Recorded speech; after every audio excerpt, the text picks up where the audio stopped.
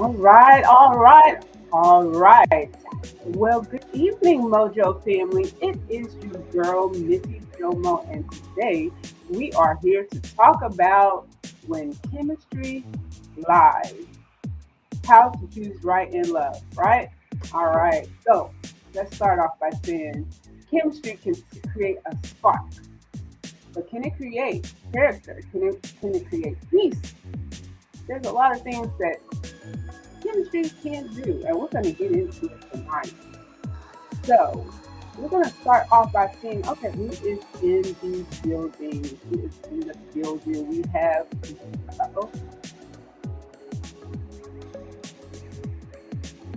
okay, we're going to find out who is in the building.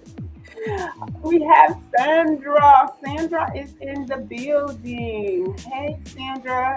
Can y'all hear me out there? Because last time I was definitely talking and my uh, microphone was all the way muted.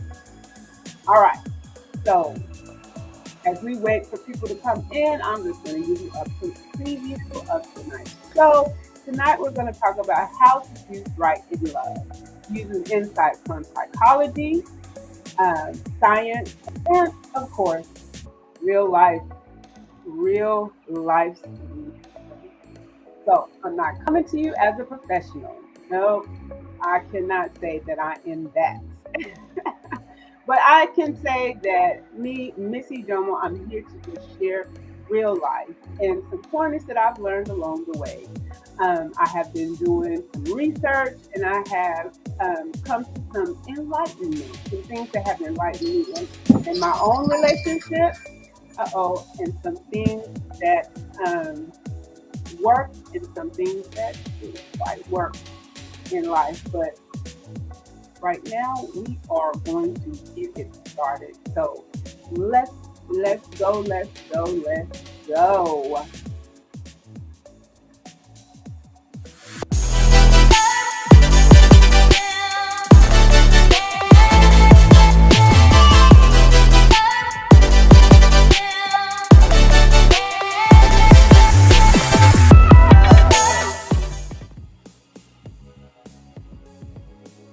I tell you, I have a love hate relationship with technology.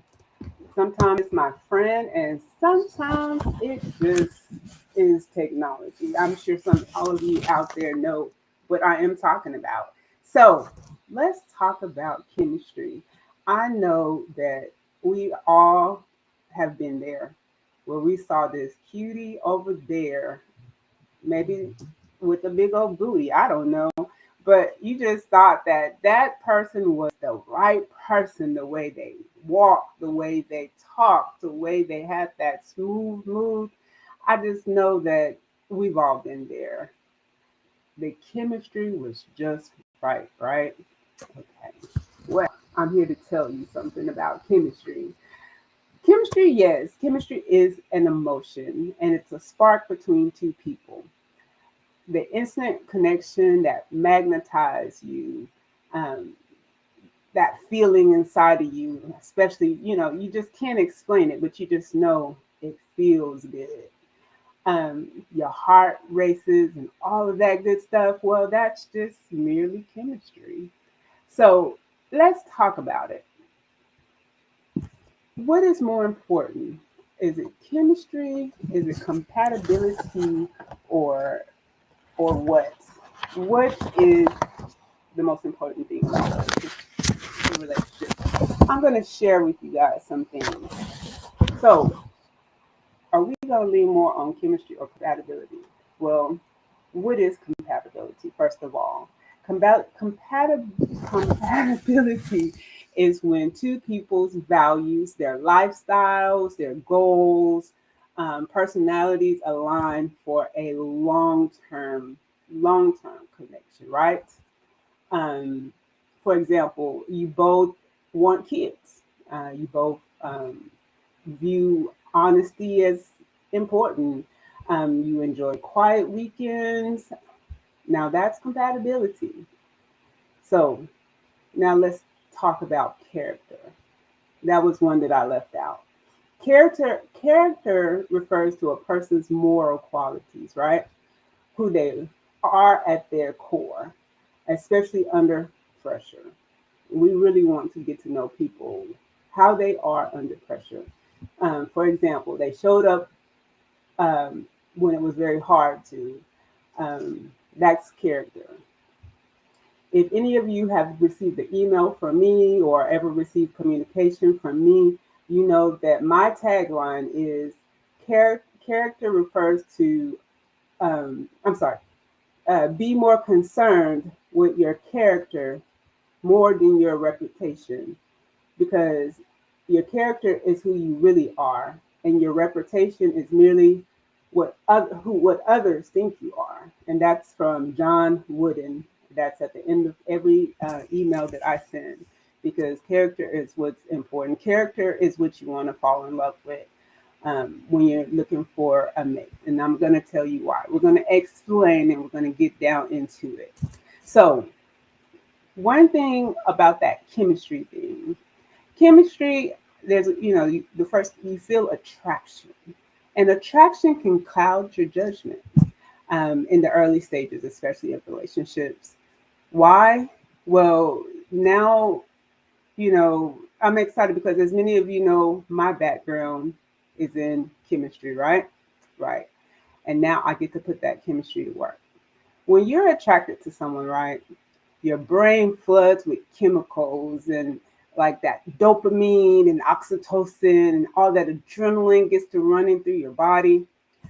These chemicals make you feel euphoric, um, bonded, and excited.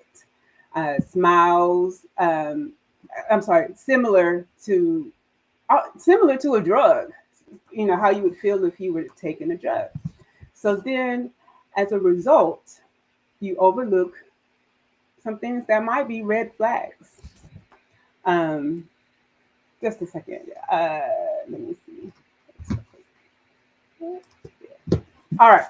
You might, as a result, of that excitement, that adrenaline, that over the hill, you tend to overlook red flags because at the moment it feels so good.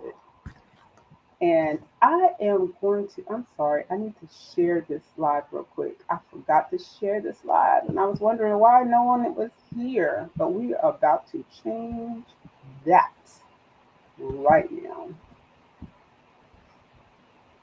Because I'm like, my real family's in the house. By the way, sorry for my tardiness. We, of course, was running into some difficulties. Like I said, I have a love-hate relationship with technology. So, as I was saying, then we tend to overlook some red flags. So, think of being high on love hormones, right? You see potential, not reality.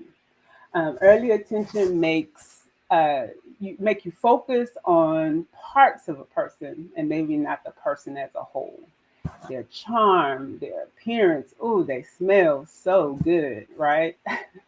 Well, you can fill in the blanks because I'm sure that you all have experienced it. So, what you're often seeing is a projection and not really the full person for who they are.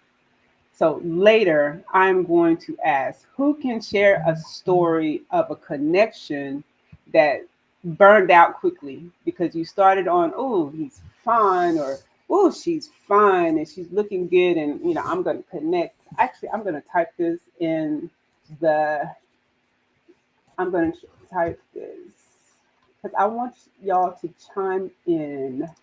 I'm going to type share the experience of where the chemistry burned off quickly so that we can have a conversation.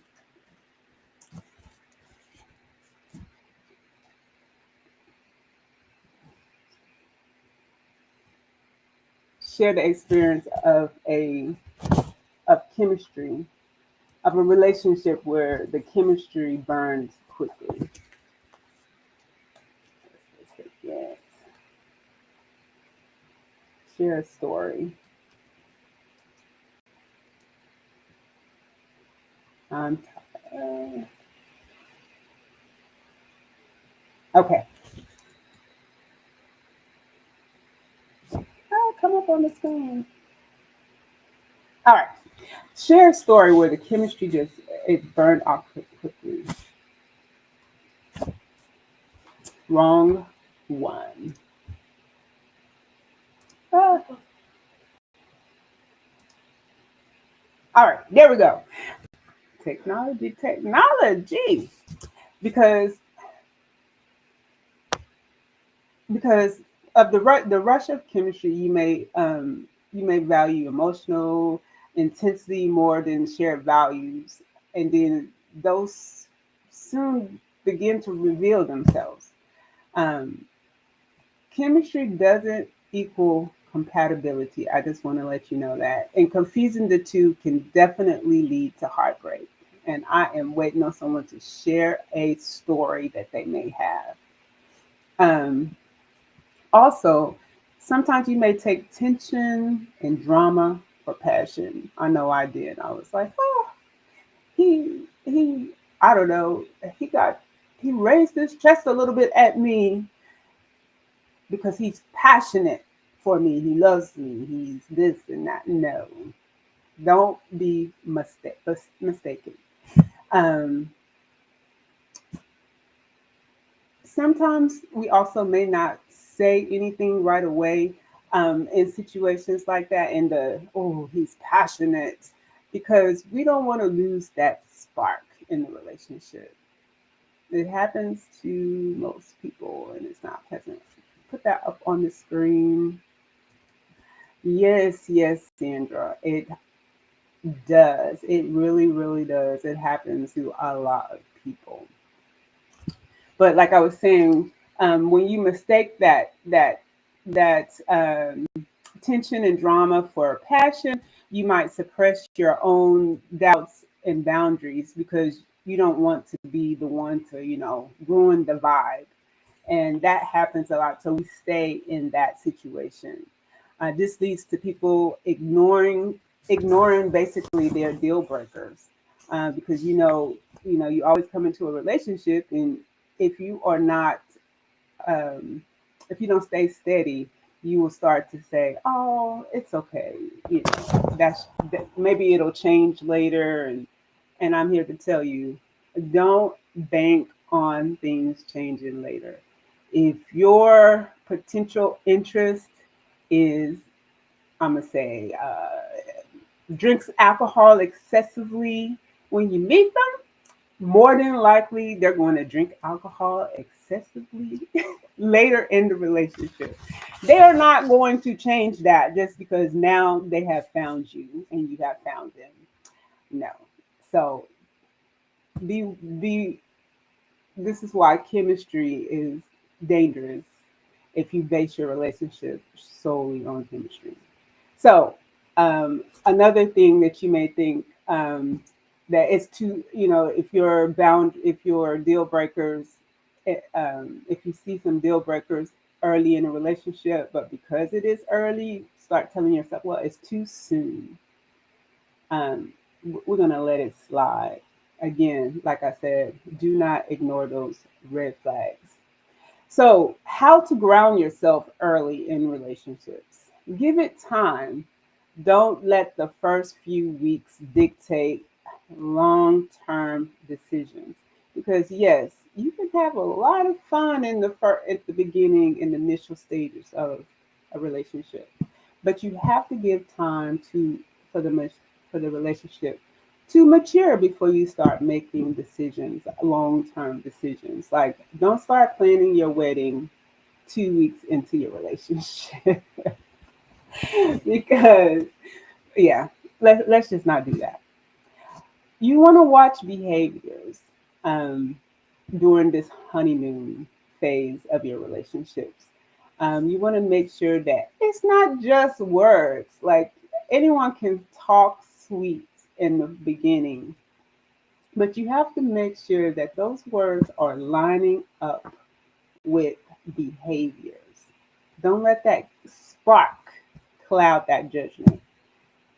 Also, the biggest one that I would say is, how does this person handle conflict? That is one that you definitely want to keep in on. You want to definitely focus on this. How does this person react when you disagree with each other? Are you able to have a conversation, or is there just a lot of yelling, or God forbid, is there some hitting? That chemistry out the window. That's why I say it is important to learn the character of a person. Ask hard questions like, what are your values? What are your priorities? What do you prioritize in life? Do you both prioritize a lot of the same things? Hello, hello. Uncle Ben is in the house. And just check in with yourself. Do you feel more like um, yourself when you're around them, or do you feel like you are somebody else? If you don't feel like you are yourself, that's probably a red flag, and you might want to reevaluate and make sure that it's not just the chemistry bringing you two together, but it's actual, um, that you're actually being attracted to that person's character. Um, do I have anyone who's going to share? I want someone to. Oh, where's the? Hold on. I want someone to share about a relationship burnout, that the chemistry was hot, it was sparking, the pit was burning, and then it just fizzled out quickly.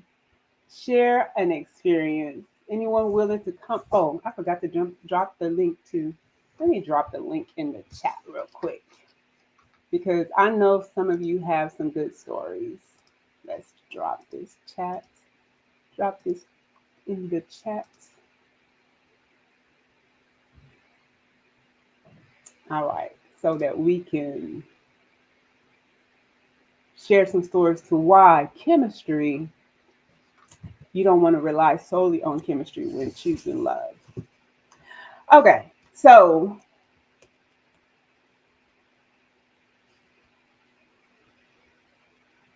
you may ask, if sparks isn't the whole story, then what really sustains love, right? All right, that's what we're about to get into now.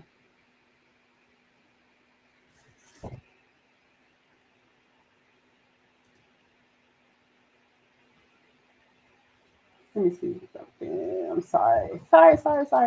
I wanted to turn this down. Leave that on there. All right. All right. So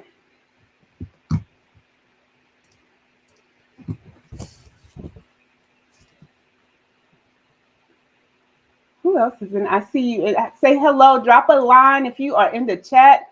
Drop a line while we figure out these technical difficulties.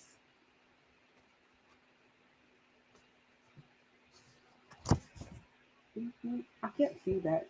Okay. All right. So let's keep going. So if the spark's not the full story, what really sustains love, right? Okay. First of all, I just want to say there is no perfect person, right? A major part of success is how both of you navigate um, challenges, changes, stress, and growth together. And that is according to the American Psychological Association. So let's explore, how do we start having these conversations with a potential mate, because truth is, you can't read each other's minds, so you have to actually sit and have a conversation and make sure that your communication is clear and concise, right? um, they will have understand that in going into a relationship and choosing, we all have flaws. They all have flaws, and you're going to have flaws. We're all going to have flaws, because if you're looking for a picture of perfection, it is not going to be the other person, but at the same time, it's not going to be you too. So you need to not have expectations in someone else that you cannot even hold up to yourself, right? Um, you're not gonna find someone who's always gonna agree with you, and that's okay. That's okay. It's just not gonna happen. They should support you, but not they're not responsible for your happiness or your healing. They're allowed to have needs too, and moods and bad days. That's right. You can only rely on yourself. That's Sandra says you can only rely on yourself, and that is very true. So that's why I'm going to get to this later. That's why you have to be two wholes when you come into a relationship. You can't be two halves. Like when people say you bring 50, I bring 50, I don't agree with that. You have to be 100 and 100, or at least understanding that you are working toward your 100%, and you do not expect another person to fill in what you fall short of your 100%, because you both want to come in 100 and 100. Um, so where was I? So a realistic view is you to expect honesty, kindness, effort, and emotional availability. But some unrealistic expectations is they should never upset me. Like, oh, you should always keep me happy. Well, first of all, that is a mistake, because you should be happy. You need to find happiness within yourself before anyone else can bring you happiness or add to your happiness. You're looking for someone to add to your happiness and not make you happy. Um, so that's having realistic expectations. You will not align on everything. And Lord knows I know this, because I am definitely married, and my husband and I do not align on everything. But you should closely align on values. That is what's important. Um, if your core values align, then okay, we can move forward.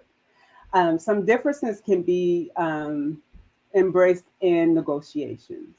Others might be um, deal breakers, and that's okay. But the point is try to align as closely as possible, even if it's not 100% agreed. Conflict is inevitable. Don't think that you're going to be in a relationship where there is zero conflict. Trust me, that is what I would have preferred, but that just doesn't happen. It is not realistic.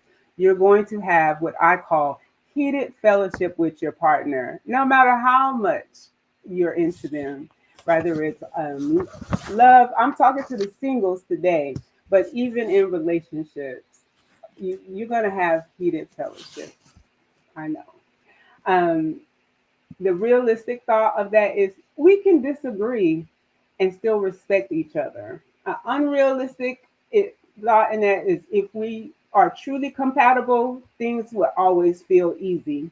Not in a relationship. I'm sorry. If you have that unrealistic view, you are going to be saddened. Um,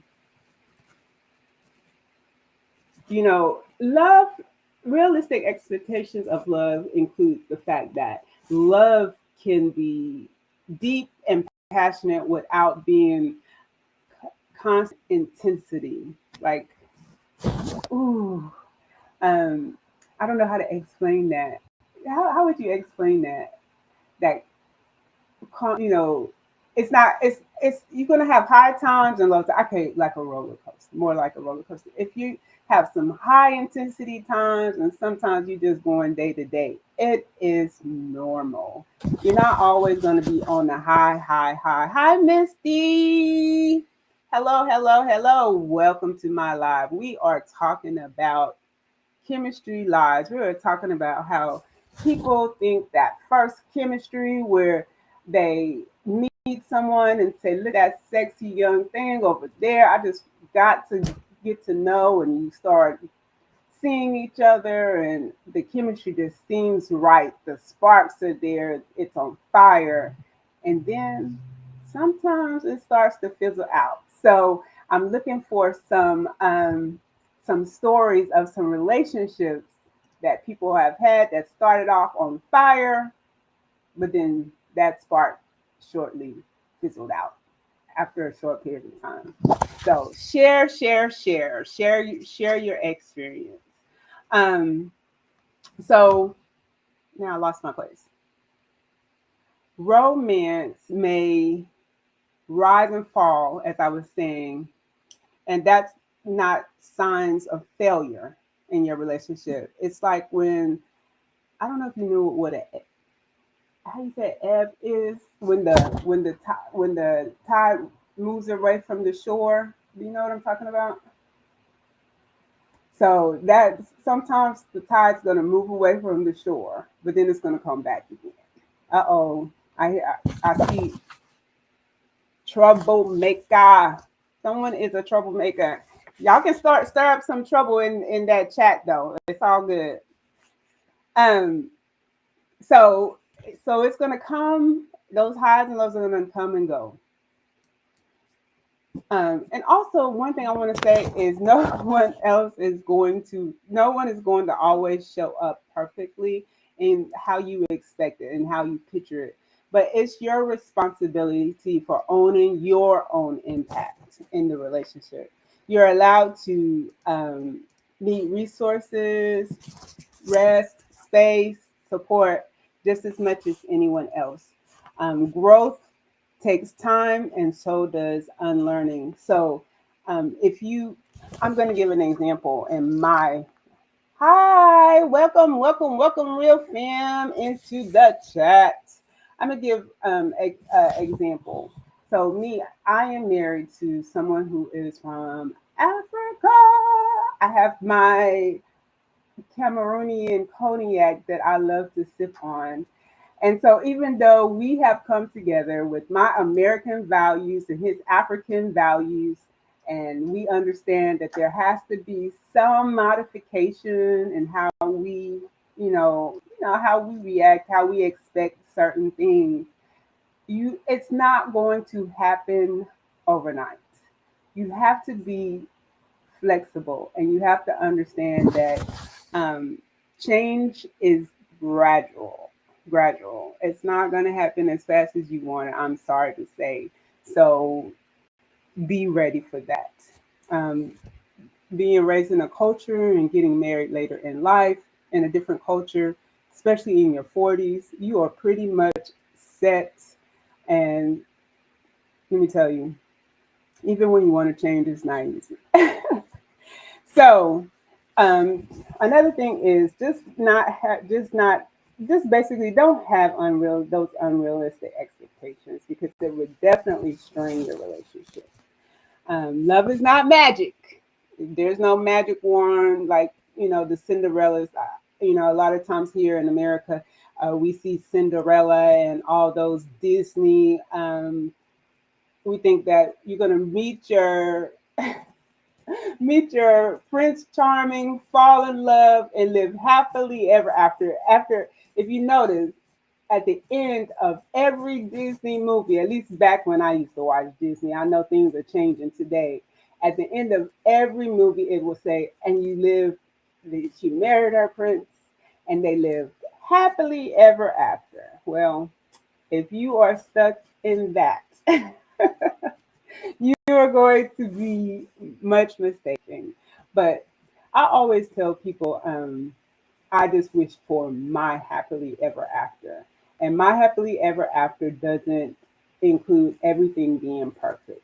I know there's going to be some bumps and slides along the road, but that it's going to be my happily ever after. All right? All right. Um, Expect imperfections. Focus on adaptability, not fantasy, as I was just saying, not those Disney movies. Don't chase the perfect partner or idolize versions of love that only exist in your imagination. Instead, look for someone who can grow, adjust, and work through uh, real life challenges with you. That's what's going to take you a long way. Choose someone who's willing to communicate and compromise. Did I say it? Some people may think that C word is a cuss word. Yes, compromise. Spell it. I can spell it for you if you want me to. It is very important to compromise in relationships and problem solve and not shut down and be stubborn or avoid the issues. It is important to face issues head on no matter what. That is the only way your relationship is going to grow. And that's another way how you know that you are moving away from chemistry and into some substance and understanding the character of even yourself. You need to understand even the character of yourself. So, um,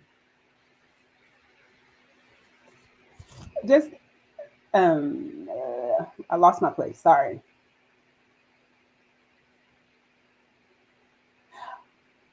Be adaptable, understanding that both people will evolve over time. So today I like orange juice. Tomorrow I may like apple juice. So be willing to adapt. You know, we change a lot because of just life in general, from work stress, from kids, maybe health, maybe, family, maybe our job. I know my job definitely, when I'm at this job, I'm good. When I'm at this job, I'm a different person. So, understand that both people are going to change over time, and choosing someone that's willing to communicate and compromise through that time is very important. Um, has anyone dropped in their experience yet? I don't see. I know y'all are okay. Am I the only one who has fallen for someone because of chemistry? I know I'm not the only one. I know. You know what? I'm gonna tell my chemistry story then, since y'all are afraid to share y'all's chemistry story. This is why I am having this talk, especially to my singles and my single parents who I know might be expecting or looking for a potential mate. Um, so I hope my husband don't kill me. So there in my lifetime, way back in college, I started dating this very tall, dark, okay looking gentleman. Excuse me. At that time, I thought he was the perfect. Um, as my eyes opened, I realized that it was something different. But anyway, so like when I was talking about chemistry, the chemistry was right, the vibe was right. We would vibe together. We like the same songs, we like the same food, we like to do a lot of the same hobbies. He was so cute to me at that time. And I just thought I had just found my person. So then, then, then then we had our moments where we had to, get closer to each other, share that intimate moments together. And then I realized that that fire wasn't going to stay hot for so long. That fire was dying. That fire went out pretty daggone quick. Um, when you start learning the inside things of people, like maybe they pass gas in their sleep or just different things that you started to realize. So this particular person, that was the first and the last time that we spent together.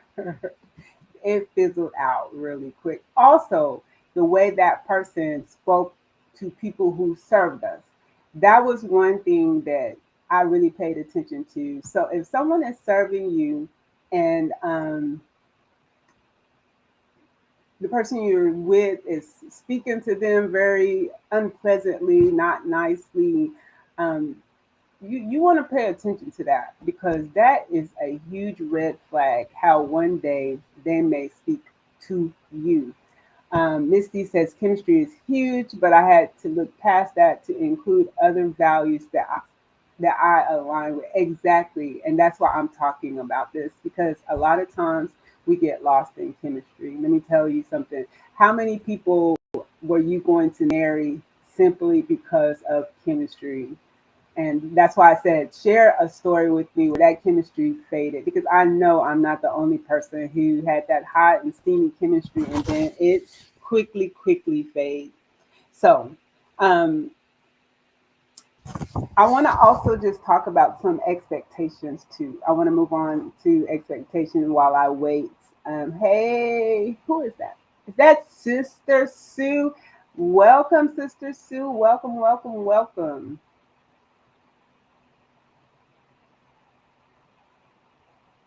Put that on the screen. Um, the room it lasted and passed so quickly. Was that infection? I mean, that's basically. I would say that's basically the same thing. That infatuation and it's that chemistry because it all can burn out pretty quickly. I mean, that's exactly what it was. I was taken by this tall because I'm five. Well, I was 5'9", but it seemed like over the years maybe I shrank a little bit. That's what the doctors say, but I'm still claiming my 5'9". So I was already a tall lady, so I was looking for my tall, dark, and handsome, and I had thought I found him. And yes, that chemistry went really quick. That infatuation with the image of this person, who doesn't want to be with that basketball type. Yeah. So that's exactly what it is. All right. So don't have what I was talking about was don't have these unreal expectations of your partner. Like your partner is not here to meet your every emotional need, and putting that on them is going to wear them down very quick. Assuring you're not gonna it's not like you're not gonna have arguments. You're not gonna, they're just. Oh, sorry. So, um, I keep losing my train of thought. So anyway, so like I was saying, um, don't put your partner is your partner and not your therapist. So we want to make sure that we don't put that um, burden on them. And I got that say that quote from Very Well Mind. Your partner is not your therapist. So we're going to talk about emotional support versus emotional labor. Okay, emotional support. The definition is that is the mutual care what partners should give and receive in healthy relationships. It means being present, empathetic, and kind when your partner needs comfort or encouragement, and that's emotional support. Listening when your partner had a rough, maybe your partner had a rough day. Offering a hug and reassurance. That one right there is so important. Please reassure your partner, um, and encourage them because, yeah, sometimes you just need that reassurance. Check in with your partner. How are you feeling, or how you feel about this, or how you feel about that. Share that emotional space. To me, is very important for connection, um, and make sure that you're both giving and you're both receiving. A healthy principle is support of uplift both people. If love is an action and not love. It's love in action, not obligation, is what I'm trying to say. Yeah, when um, learning becomes dependent, when caring becomes, I'm sorry, when learning becomes depending is when caring becomes caretaking. That's what I'm trying to say. So just be careful in trying to emotionally depend on your partner. We need to be strong on our own. Yes, please like, this and share if you, especially if you know any single parents out there, because that is who I have this heart for, and that's who I want to share this with. But of course, single people in general, as they, we're all seeking to find love. Um, Healthy learning and supporting. You admire your partner's wisdom and ask questions to grow. You still make your own choices, um, even after learning from your partner. So, what I'm basically saying is, don't always depend on your partner to make those, make choices. Don't always lean on them. Don't be a. Unfortunately, you can have a situation where one of the partners cannot make any decisions without the other person. Like, how should I wear my hair today? And they have to have that acceptance. Like, okay, the partner has to tell you from how to wear your hair, decision to wear your hair, or what you're gonna eat for lunch today. Don't don't put that all on your partner. Be in a healthy learn from your partner, but don't depend on them to teach you every um, perspective of life, and don't always to give you the answers. All right, real fam. I'm still sitting here waiting on someone to share a story about their fizzled out chemistry. I'm waiting on you guys. Um, so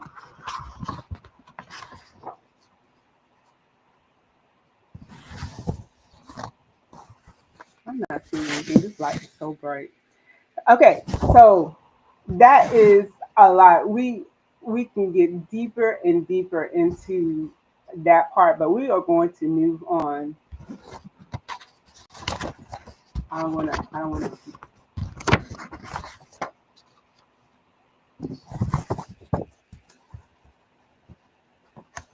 So how do we get away from just leaning on our partner for so much, as I was saying, not depending 100%? Seek help beyond your partner. Okay. You have friends, you have emotion, you have to have that emotional balance, someone else to gain perspective from. So the good thing today, in today's world, we have things like YouTube, where you can go to YouTube. I think today you could even go to Chat GPT. Because and heck, I as I was doing my AI research, my AI show the other day, I heard that even I hate to say it out loud because she's gonna answer me, but even Alexa can, I hear, can be your emotional support person. So lean on Alexa if you if you feel like you leaning too much on your partner. Um, all lead, search for mentors in your faith leaders, of course therapists and coaches. I'm just saying all of this because you do not want to you don't want to wear your partner out. um uh-oh, I saw you, Ben. Oh, Ben, you need to come on camera.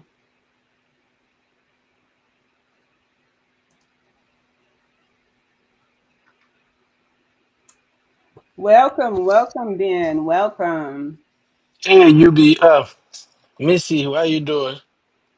I am wonderful. How are you? I'm good. Can you hear me all right? I can hear you Let me fine. say like Honey Babe will say. Can you hear me okay? I'm hearing you okay. Thank you for All coming on. right. Thanks for having me. I'm here because Bilba asked me to show you how to call her name. Ah! Okay, how do you say it? Her name is Biba.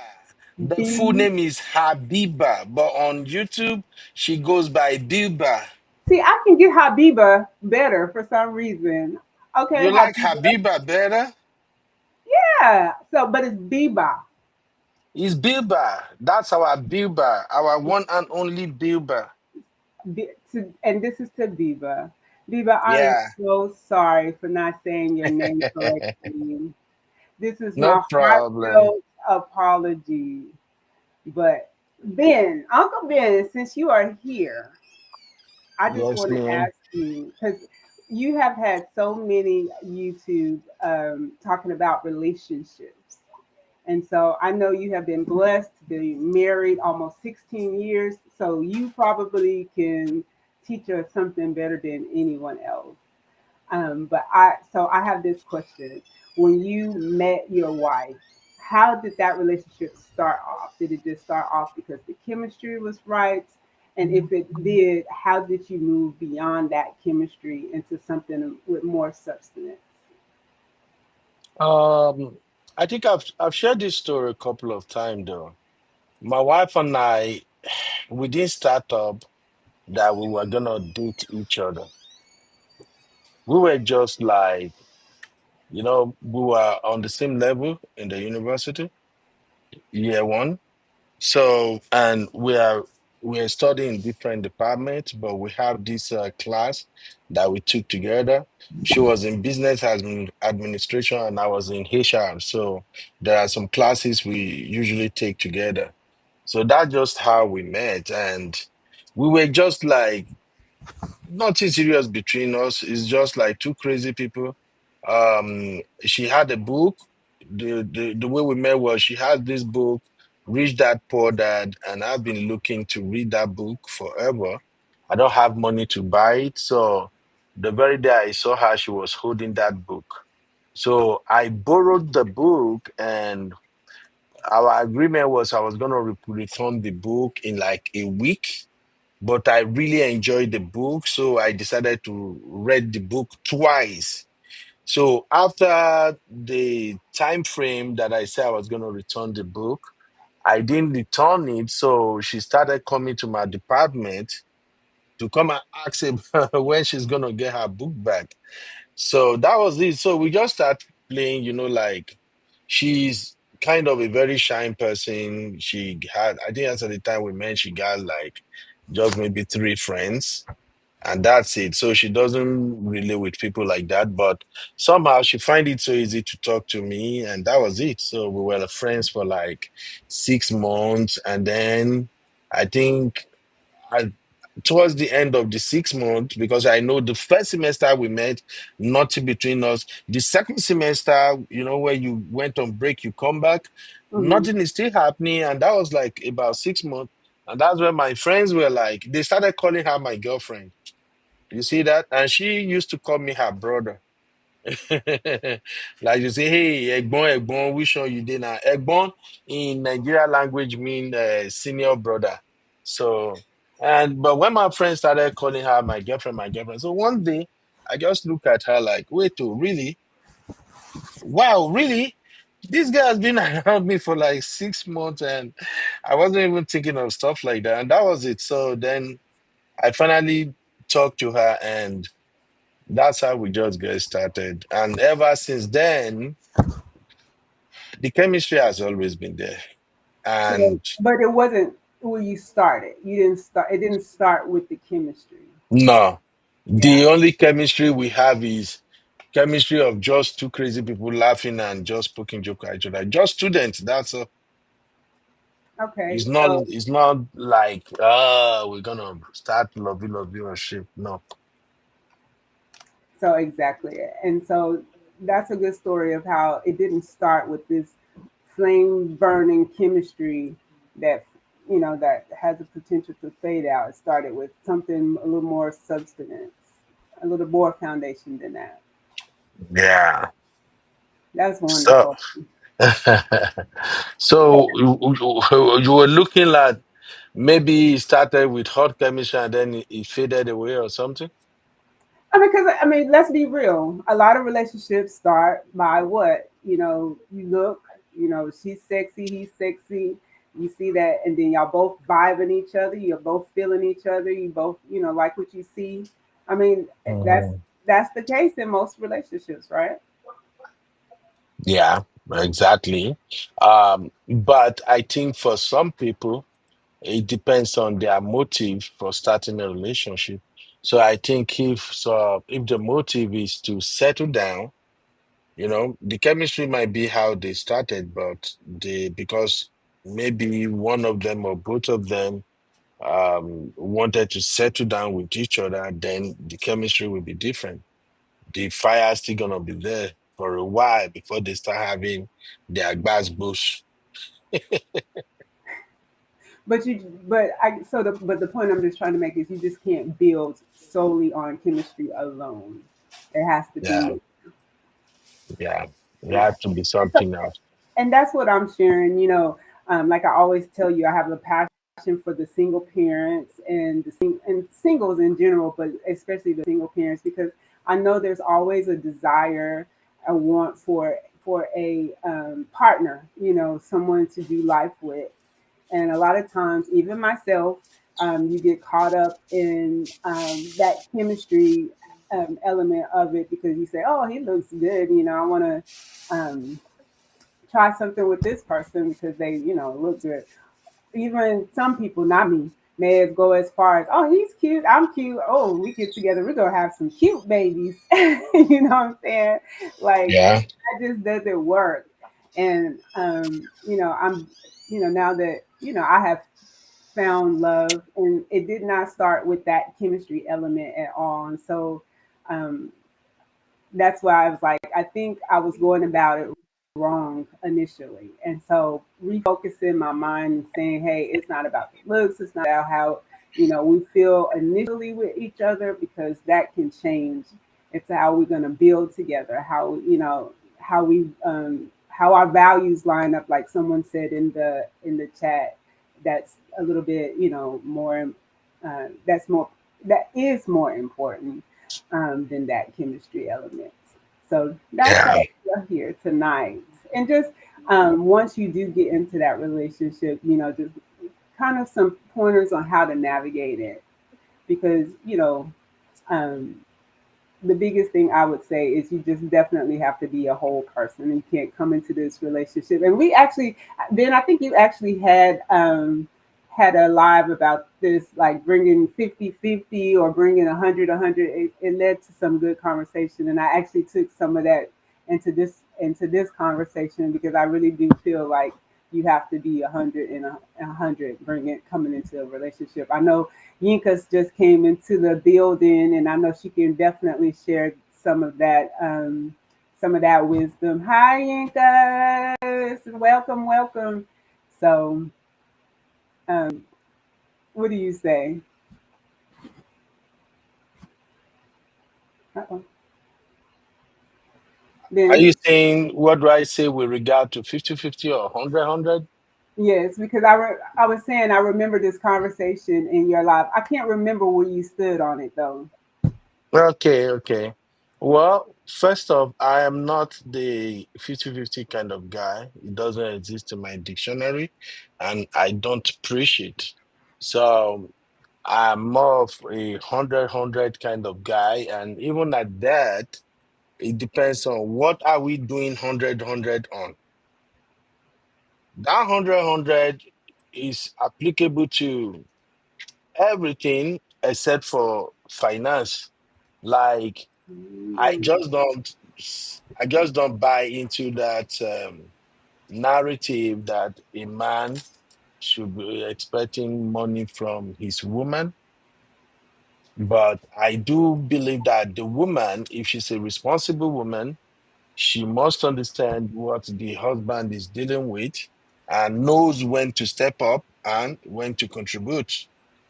So if we take out the finances in every other thing, you guys have to come correct. You got to come 100-100. You see what I'm saying? So, okay. So the only time I don't support it is when you want to apply that 100-100 or 50-50 to your finances. Like, oh, I bring 2000, she got to been through 2000. No, I don't believe in all of that. So take that out of the equation. In every other thing, you all got to come 100. You got to be faithful to each other 100. You got to be transparent 100. You got to show love, care, genuinely. So that's my own idea of when people are talking about, okay, are we doing 50-50? Are we doing 100? That's my idea. Because I've been in this game for a while and I've seen that when both of you come up to make 100, because if we are saying 100 plus 100, that's 200. No, the 100 I'm talking about is both of you at any point in time, you make 100 at any point in time. I don't know if you understand the concept now, Missy. You get what I'm I'm saying? I'm trying to follow you. Yes. Okay, let me break it down. I'm saying when we talk about, oh, we're doing 50-50, we are doing 100, I don't buy any into any idea that has to do with 50-50. I'm not interested. I don't buy it. It's a BS as far as I'm concerned. Now, when we talk about, okay, I come in 100, you come in 100, it can apply to every other thing except for finances. Right. Because as a man, you shouldn't expect your woman to say, oh, she's gonna bring her 100% income, I'll bring my 100% income. It doesn't work like that. As an African man, I don't believe in that. You see what I'm saying? Yes, I So hear you. so I am now saying generally we shouldn't be talking about, oh, yeah, 50-50, 100. We should be talking about both of you have to make up 100 at any point in time, no matter what's going on. You just have to be in it together, you know? You have to be both 100 when it comes to love, responsibility, caring, in everything, in transparency, in everything. And I also preach that if you really want to do this, you want to do it the right way, you got to have this mindset that whatever affected your partner also affects you. You carry the burden together, you carry the load together, you share your responsibility together. You feel me? So I Right. don't buy into the idea of, oh, we're talking. These are all Gen Z, millennial book rap. They're parading up and down. I'm sorry. Oh, yeah, I come 50, you come 50. Like, what the hell? If you want to do, I come 50, you come 50, you shouldn't be getting married. That's not how marriage works. That's just my take, Missy. Yeah, and I do agree. Um, Finances, I'm working on that one. I'm still working on that one. But even before that, when I'm talking about coming up 100, you yourself has has to make sure that you are 100%, that you're not coming into the relationship. And when I say you, your person who you are, you're not coming in this a half a person that you're wounded and not, and really, you need to make sure you're coming into the relationship healed, well, a full person, and ready to add to someone else's life, and not expecting just them to come and add and make you a whole person, that you are 100% a person. You understand what I mean? Yes, I do. And so that's kind of the where I was, because when you are in the dating game, or when you are looking for a spouse, a lot of times I think, in my personal experience and opinion, that some singles, especially single moms, that and I'm really just talking from experience, you think that you're looking for a partner that's going to make you whole, but you have to be a whole person before you enter into a relationship with a partner. That's kind of what I was talking about when I say 100, 100. Oh, okay, I get it now. I get it. So I'm just trying to make people, make especially those singles, aware that you can't, like, those movies that they have these lines like, "You complete me." Well, you really need to be kind of complete before you find someone. You know what I'm saying? um, Oh my God. Let me because see. it says no to 50-50. You can't expect 50-50 from a woman and expect, oh Lord, and expect submission and respect. Get a roommate. Oh Lord, she has come. Yeah. No, she is right though. She's right. You know, it's just like the conversation we had earlier today on the TSE Sisters show, you know. Um, Something is fundamentally wrong nowadays, you know. People are beginning to do relationship differently. Anytime I hear this 50-50 conversation, it just sounds crazy to me, you know. But then those boys or men asking for 50-50, you just need to look at their background. Who raised them? Where are they coming from? What's the ideology or philosophy of their family unit? You see what I'm saying?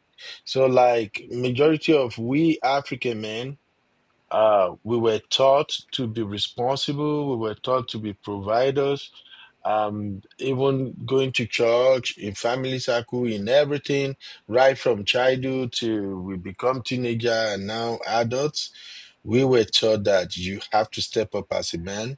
You have to take care of your wife, take care of your children.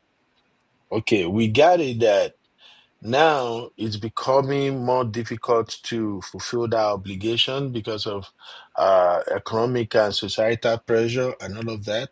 But still, you as a man, you still have to step up as a man. You see what I'm saying? So those men who are comfortable discussing how they want to share bills with their women, something is wrong from wherever they're coming from. And see, I think a lot of that too is cultural because, you know, I've heard that definitely in the African culture that that's how African men are raised. But I don't really feel like that was the same here as far as in the United States that you're raised that the man is going to provide 100% financially.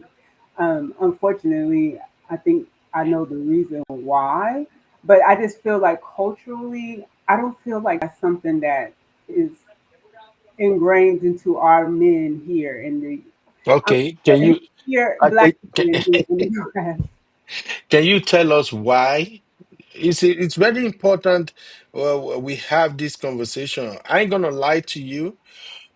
When things has to do with Black Americans, sometimes we have our reservation. We just don't talk so that it won't result to something else.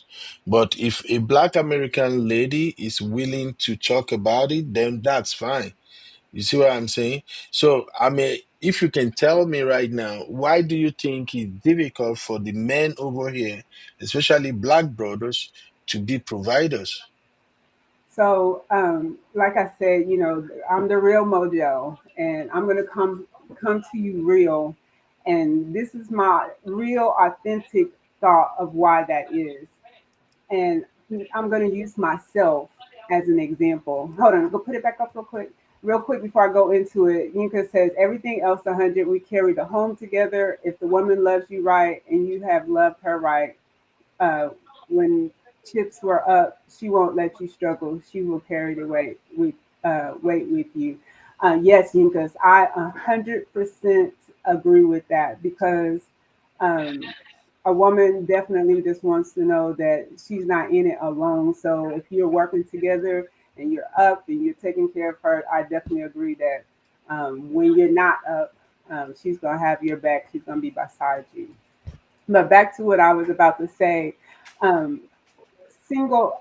The fact that we're here today talking about this is, like I said, my heart goes for single parents and even just single women in general. But if you go to the objective of a single parent household, most of them are being raised by a woman. The example that those children are seeing, especially a young black boy, is that his mother is supporting the household. He doesn't have that image of a man um, supporting the household. So where is he going to learn that from? You don't know what you don't know. So if you're raised by a woman and that's what you've always seen, then that's what you're going to emulate when you're older. You don't know that because the woman of your house is who carried the home. It wasn't a man. You understand what I'm Mm. I know this is one of the excuses that is put forward most of the time, but if I want to be honest with you, Missy, saying? Mm-hmm. if I want to be honest with you, Missy, Mm-hmm. that right there is the excuse Black Americans use to excuse themselves from being responsible. I'm sorry.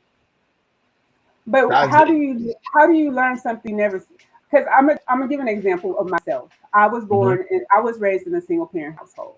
hmm My father passed away when I was very young. So as I grew up, what was supposed to be my example of a good marriage? How would I know what that looked like if I never saw it? How who's going to teach me that? There's no one to Missy, teach me that. Missy. Hmm. No, no, no, no. A woman can teach a boy to be responsible. Let's just, I don't know if I should be honest here or maybe I should just Be play honest. along. No, this is real conversation. Yeah, that's why I have a lot of my sisters always giving me bad blows all the time because I just don't like not being able to express things the way I see it. You see, saying because there is no father figure in the house, that is the reason why Black American men expected to do 50-50 with their women. That is diabolical. Let's be frank. A woman, a single mother can teach a boy how to provide. She may not be able to teach him how to be a full grown ass man or certainty, but she can teach him how to be a provider. If you are interested to know why I can expatiate, you want me to tell you more? Hmm. I'm listening. Okay. I'm listening.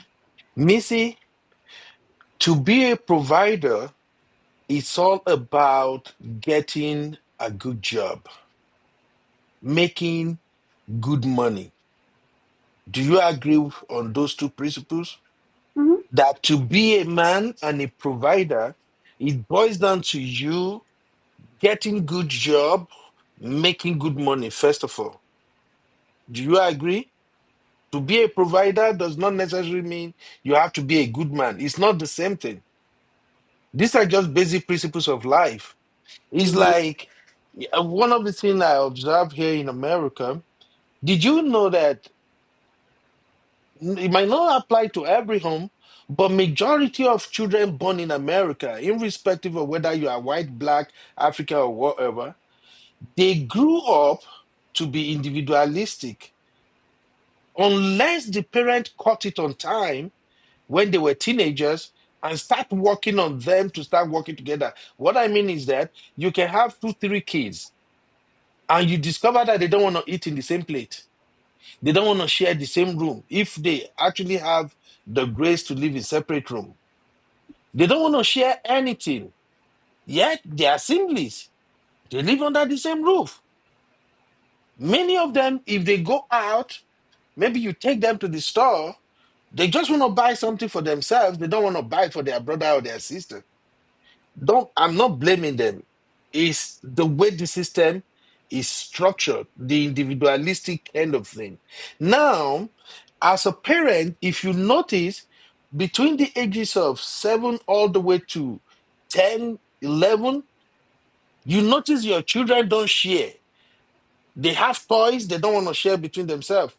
Like maybe one has like five toys, he's playing with one, and the brother want to play with another toy he or she is not using at the moment. She will snatch it from the other one.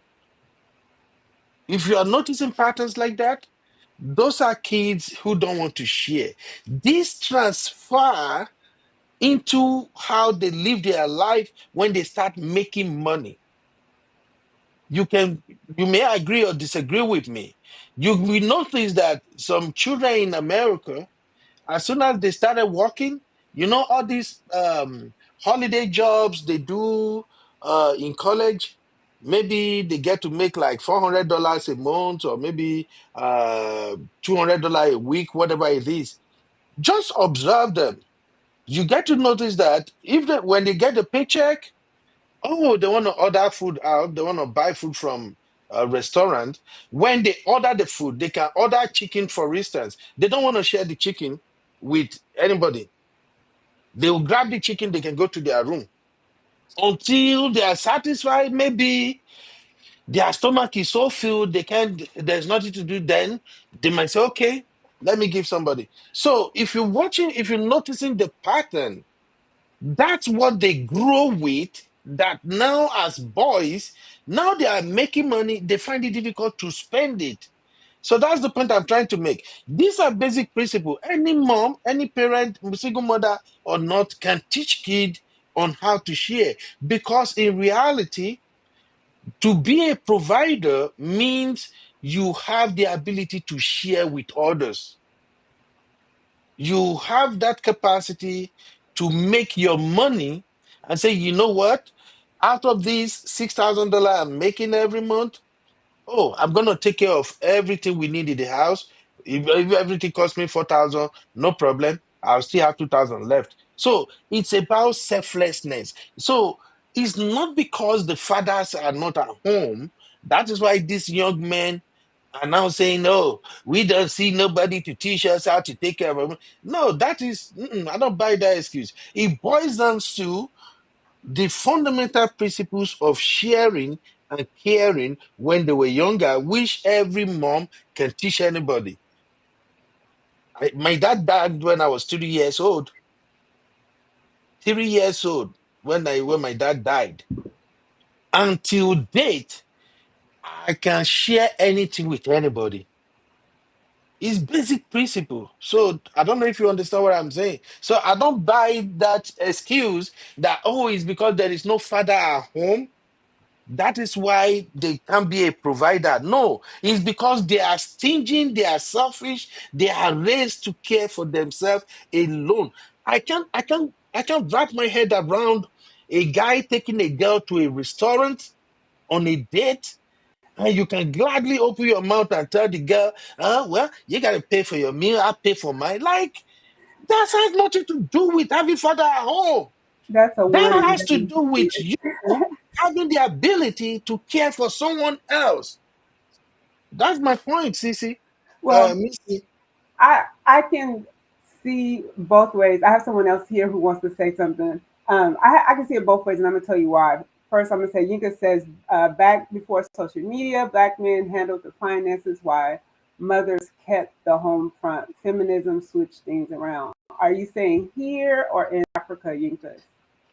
Um, oh wow, she had lots to say. Hold on. Oh. She said, huh?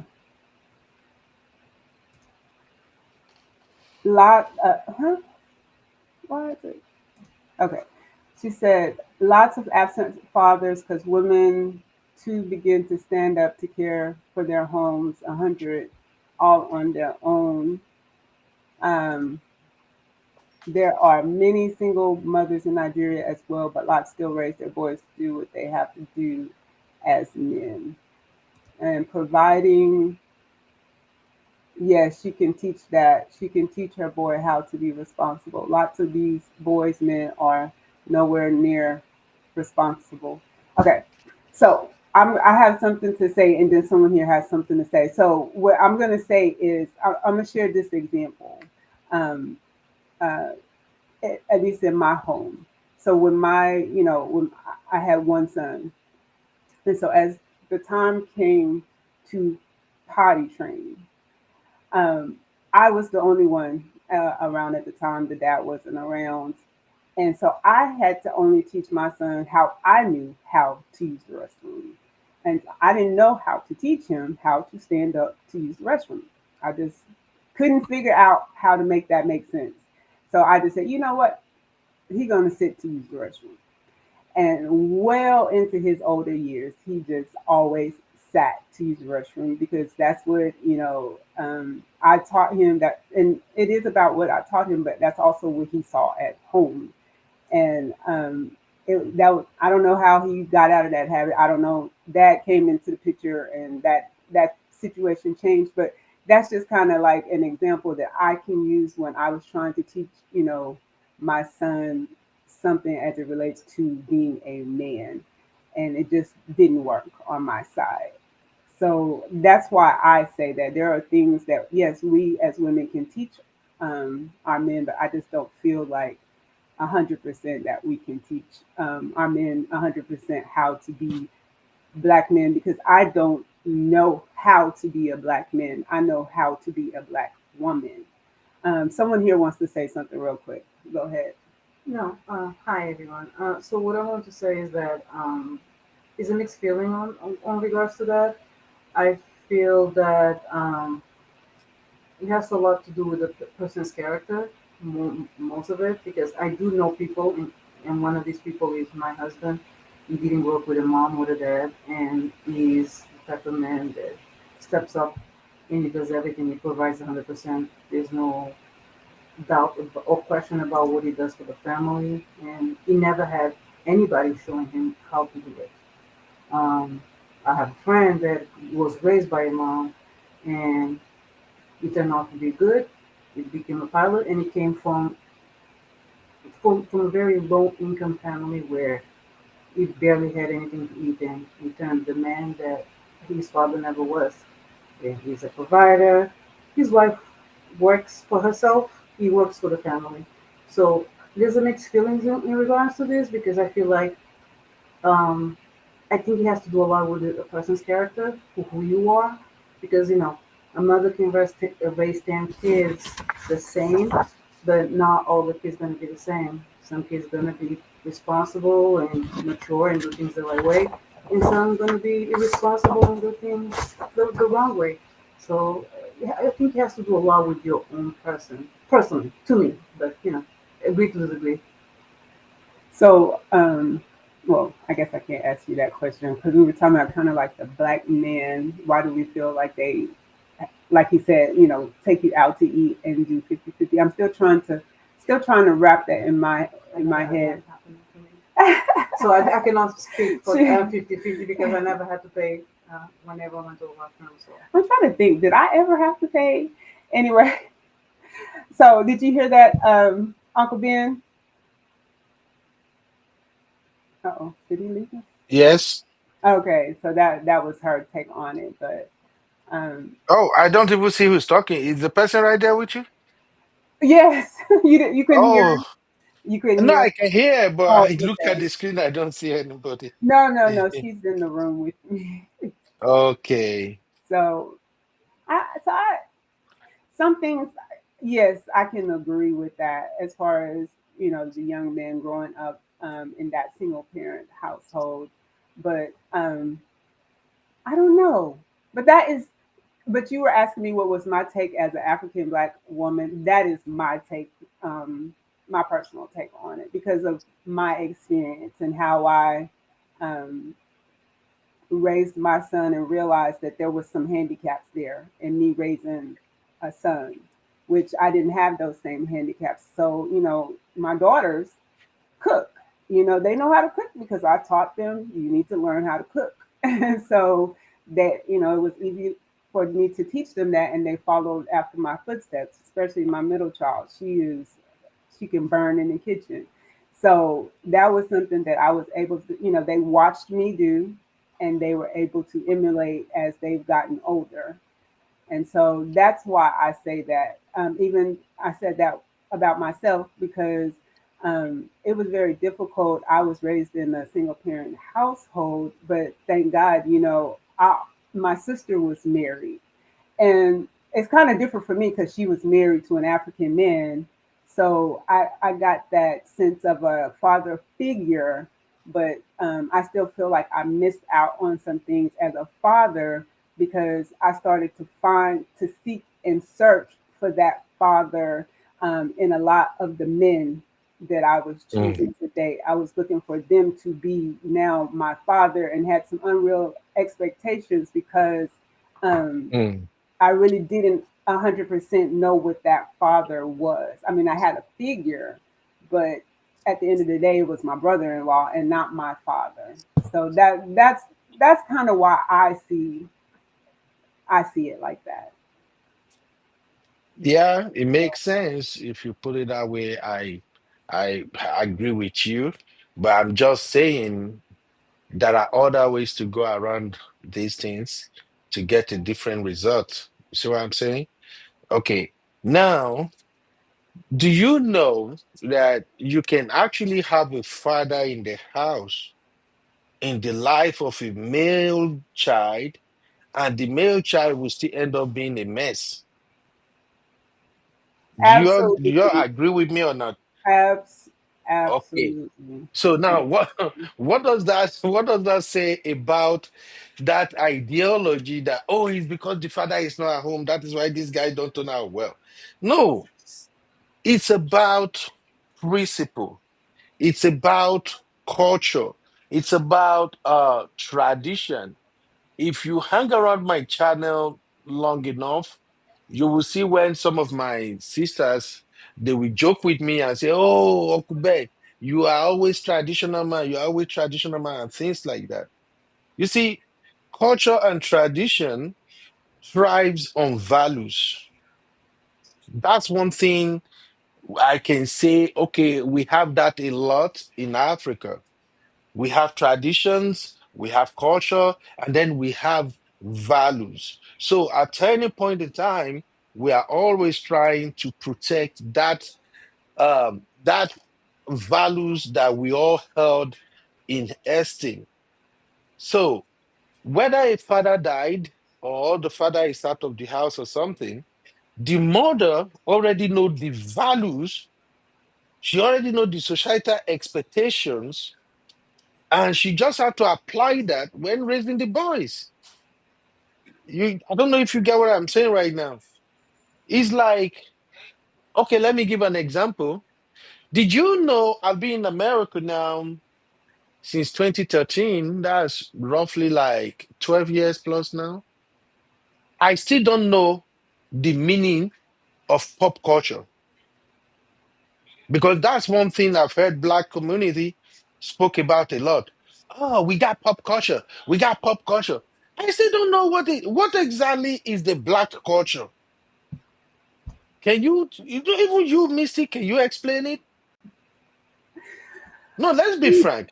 Can you Then tell me, oh, this is the black culture, this is black values, like black American culture, black American values.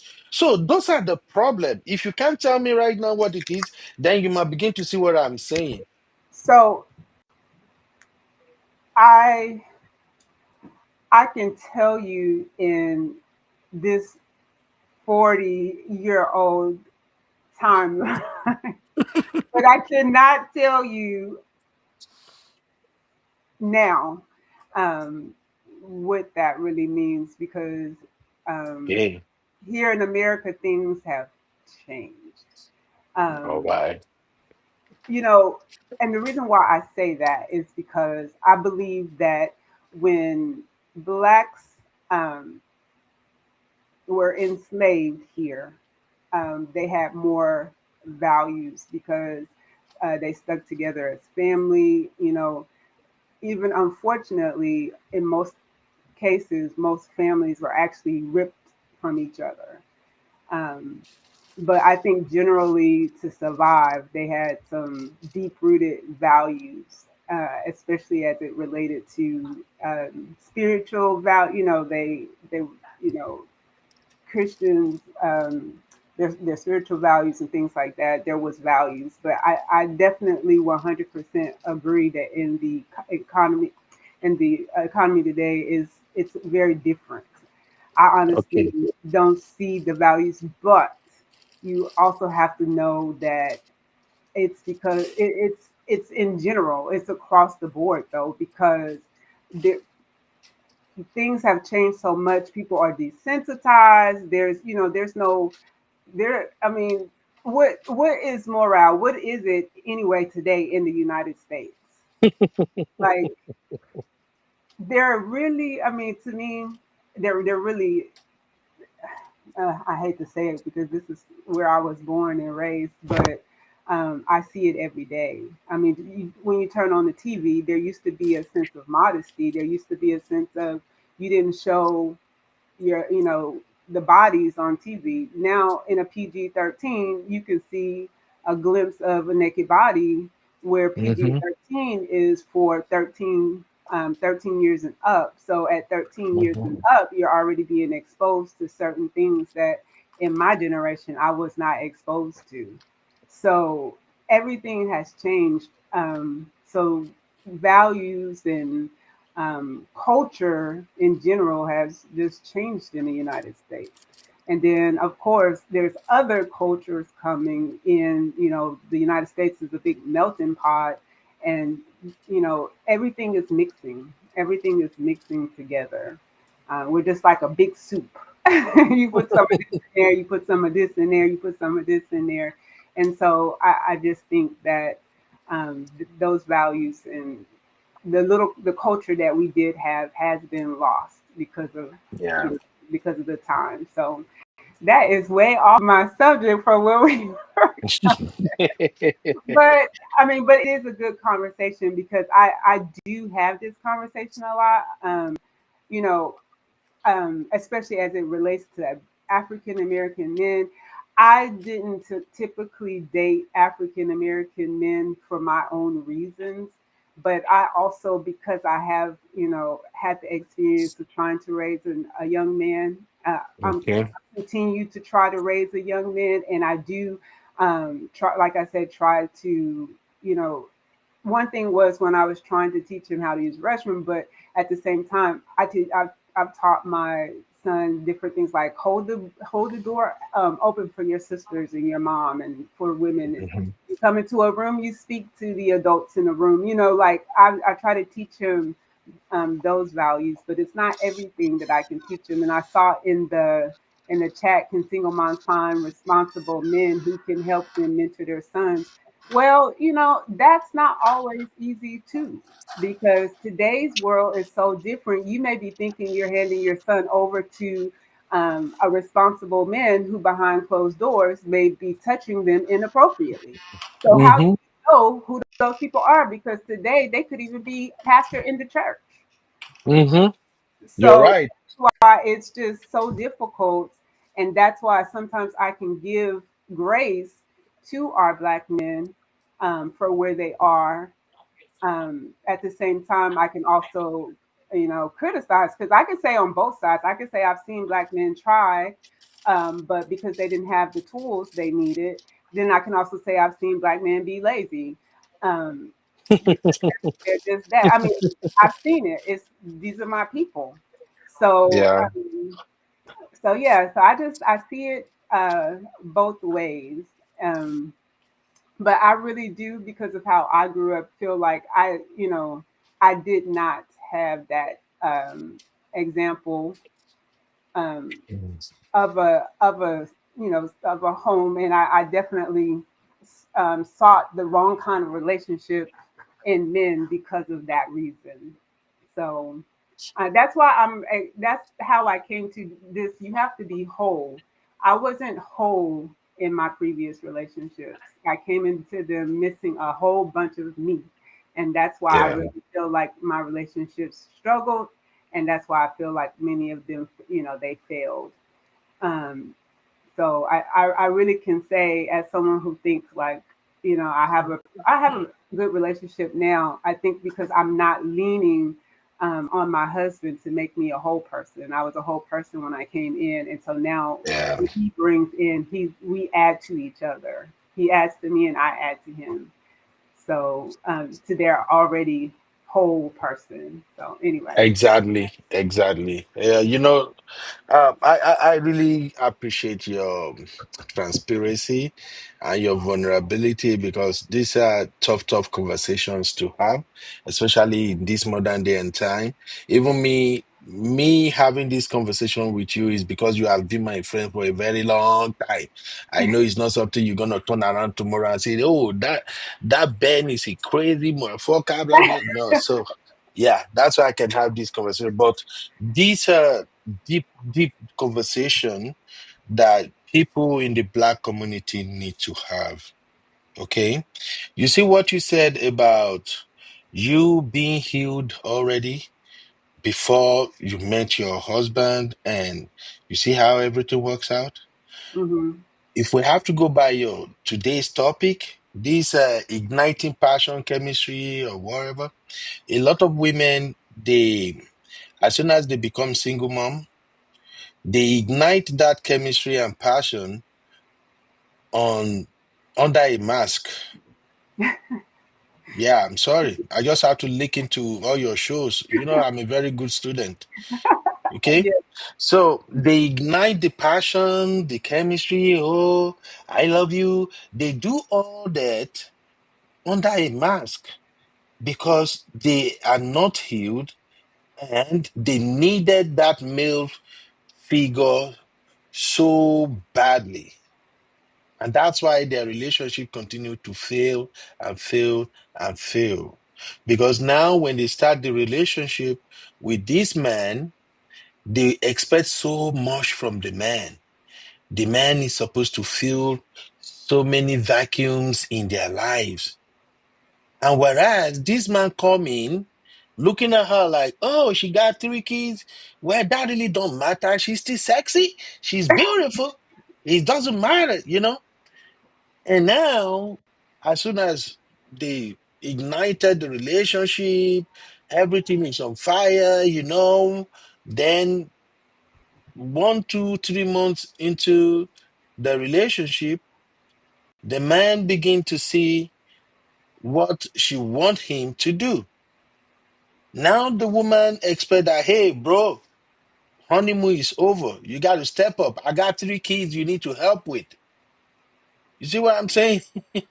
Now, a woman who started a relationship with a guy, hoping the guy will come in and be responsible for 3 or 2 children from a different man, and you don't know his mindset before you started with him, it's not going to work because it takes a different kinds of man to step into the life of a single mom with 2, 3 children and Mm-hmm. say, I'm going to occupy this space. I'm going to have the patience to get to be around to the point that these children will get to see me for real, that I'm here to stay. Because that's a whole different conversation on its own. When you are married to a single mom, the single mom may accept you within 2, 3 weeks. Like, oh, this my man, I like him. Oh yeah, we good together.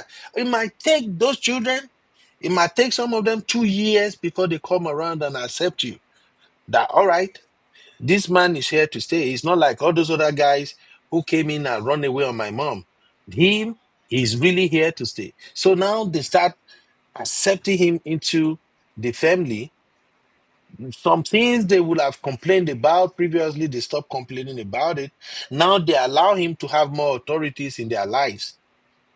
You see what I'm saying?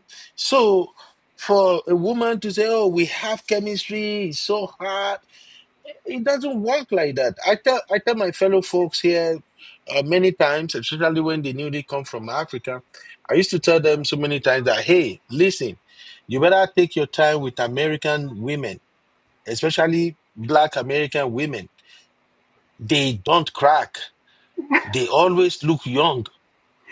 I'm telling you, Missy, it took me a while. Right now, if I see a Black American sister who is in her 40s, I know. But did you know when I first came in here, I will see a Black American lady who is like 45 years old, she will look like 30 in my eyes. So the same applies to our own our own African sisters too.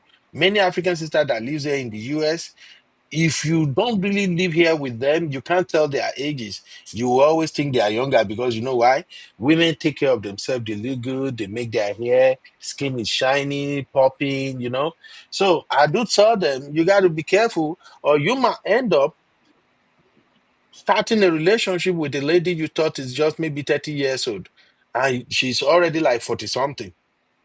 So, and remember how you treat a 30, 28 years old lady is quite different from how you treat a lady who's in her 40s that you're having relationship with. It's not the same, you know?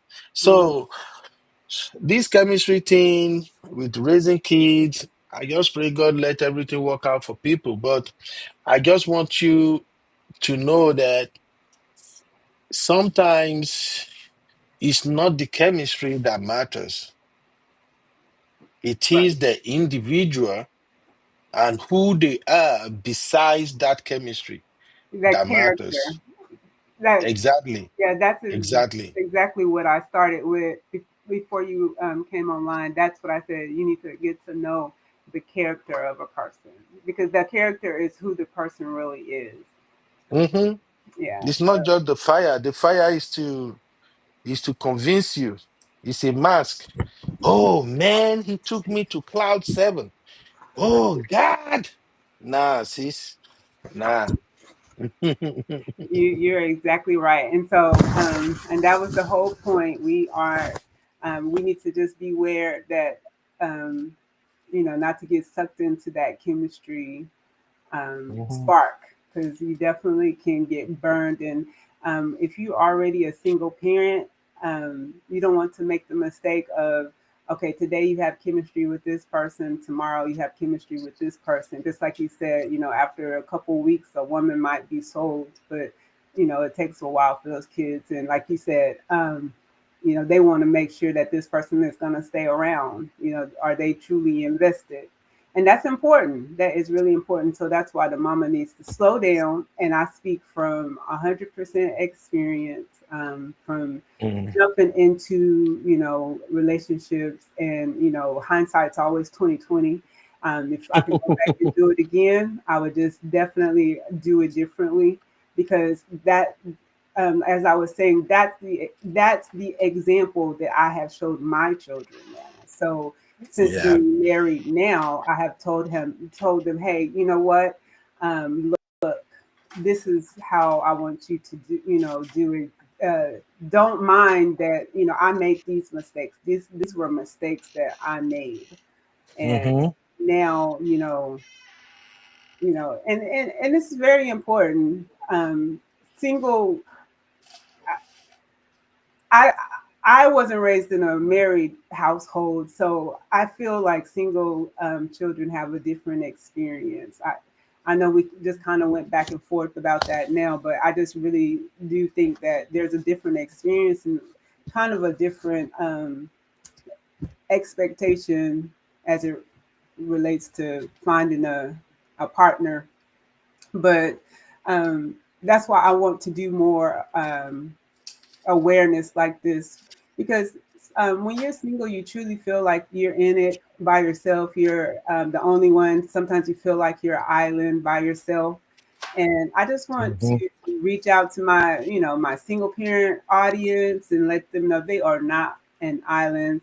A lot of us have experienced single parenthood, but there is a light at the end of the tunnel. You can come out on the other side, and there are definitely men out there that are willing to take that responsibility. Like you said, come into a relationship with three kids. That's already made family and blending families. It's not easy, but it can be done. Yeah. If you do it the right way. If you know the signs to look for, like you said, if you don't go into a relationship with some unreal expectations and hmm expecting your partner to take up all of these bags that you are carrying with you into the relationship. So that was we got kind of far off topic, but it is something that we do need to remind our singles and our single parents. So I thank you for adding that little extra onto the show today.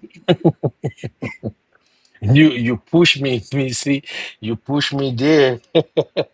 That's okay. And then, like you said, I want people also to understand that yes, African American men, there are some.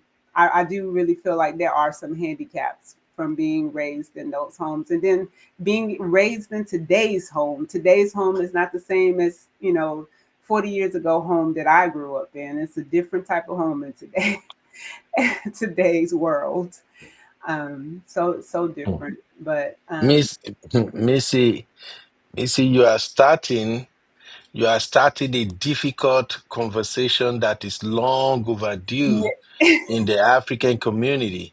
I just pray and hope that the black brothers and sisters who may get to see this, I just pray they get to understand where you're coming from. You see, I'm sorry, thank God you know me, you've been to my channel, you know that the way I talk here, that's still how I talk on my channel. I think the only difference is I'm not shouting or yelling here. If it's my channel, I'll be I shouting and know yelling right now. you're calm. Okay. I know. You see, I'm so sorry. I think the black community, they, what's this word I'm looking for right now? The black community, they enable some black men to, mm, to become useless. I'm sorry. The black community is like they are enabling each other to not do better at times. And I can explain that. You see, of all the times I've lived here in America, I have seen several successful black men and black women. And I mean blacks who were born, raised here in America, not Africans who migrated to America.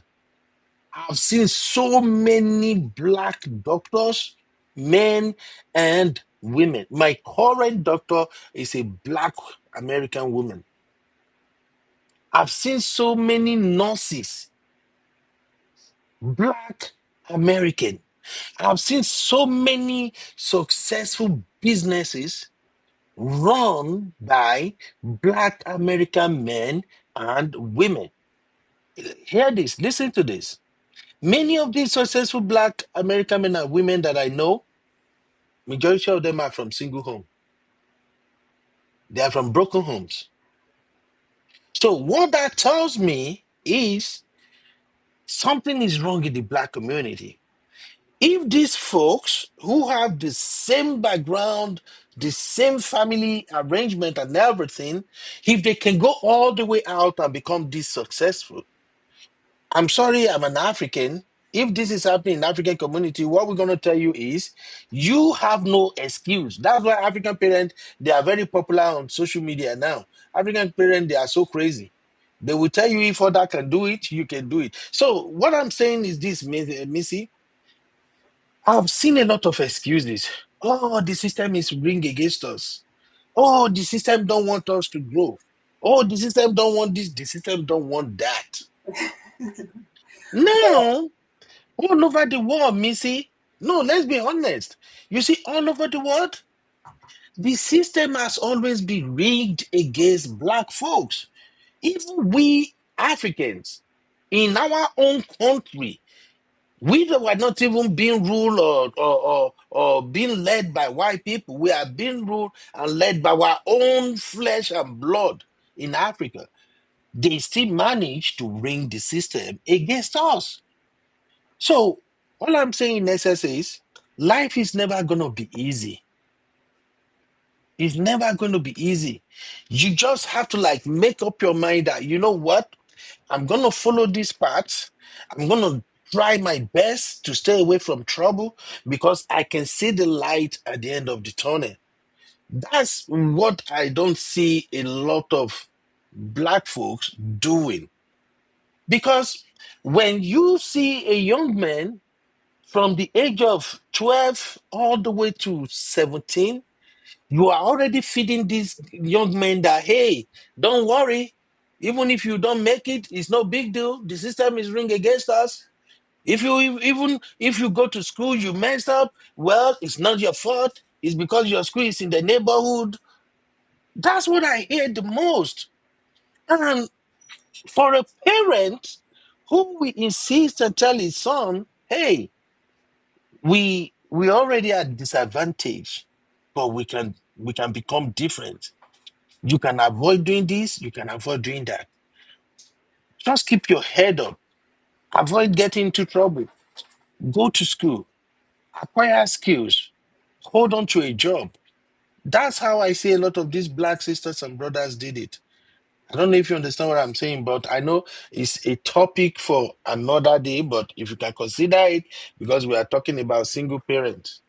That it is definitely a topic for another day because it is a long one, and I would love to do something like that and definitely prepare because there's a lot of elements because just like you said, you go to doctors and nurses, but you can have three kids raised in the same home and they all go different directions. Like they're not all nurses and they're not all you know what I'm saying? So that Yeah. that is definitely a conversation because it definitely also depends on experiences and things like that. Because I was raised by a mom with a sixth grade education and an eighth grade education, but me, I have 2 degrees. So, but that's because that depends on what the influence around you is. See, I was blessed Mm, enough that I had people around me who went to college and who could teach me how to prepare for college because my mom didn't have a single thought of how to prepare me for a college, how to prepare finances for a college. She didn't even mm, have it because she was a single mom. So there was no way she could ever pay for me to go to college and did not even have the education to know how to prepare me to go, how to fill out a FAFSA or she didn't know what the heck any of that was. So I'm already set at a disadvantage because the one parent that I do have wouldn't even know where to start. But because I had other people around me, and really I owe a lot to my counselor and my science teacher because that's why I have a chemistry degree today. It was my science mm. teacher who took me on under her wing because Wow. I became friends with my science teacher's daughter. And so that encouraged me to go to school and go into a science field. So it depends. It really, really depends because every Yeah. situation is different. Because, like I said, if you don't have that around you, if you don't see it, I didn't have a mom who went to college. I mean, my siblings all are doing very well, but they didn't go to college. But they're all Mhm. doing, we thank God that they're all doing very well. But, it's just it just circumstances are different. And um, the time that you grow up in is also it adds to it. But I don't want to go Yeah. too deep because this podcast would go 3 hours if we if we start. No But problem. I would love to Mhm. have another conversation about this because it's a sensitive one. It's definitely a sensitive one, but we can definitely bring it in a mature way and talk about Exactly. it. Yes. No problem, Missy. I hope I've kept you company well enough. Yes. All Yes. right, Yes. Mama. Thank you. All right. Thanks for having me. Thank you for stopping by, Uncle Ben. You're always welcome. You and Biba. All right.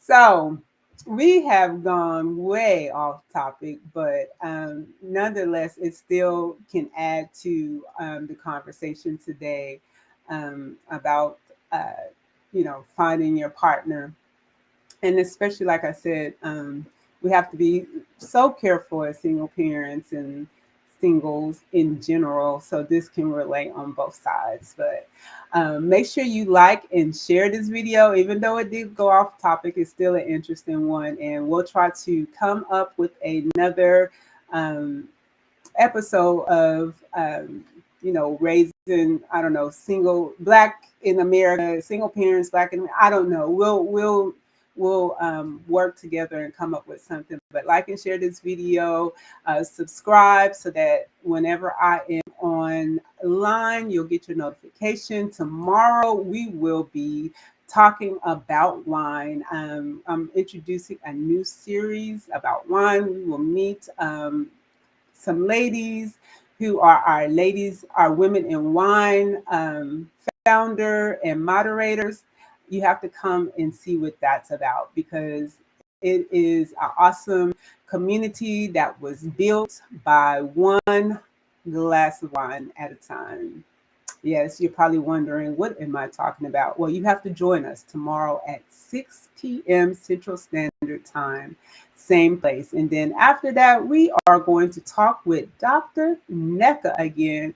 She will be launching her sale on Saturday. So tomorrow we will be talking about all the specials that she has available, the new season scents that she will be selling, and just a lot of specials that you will only get if you come and attend and watch this her live show on this YouTube channel, The Real Mojo. So until then, make sure to always keep it real and keep your mojo.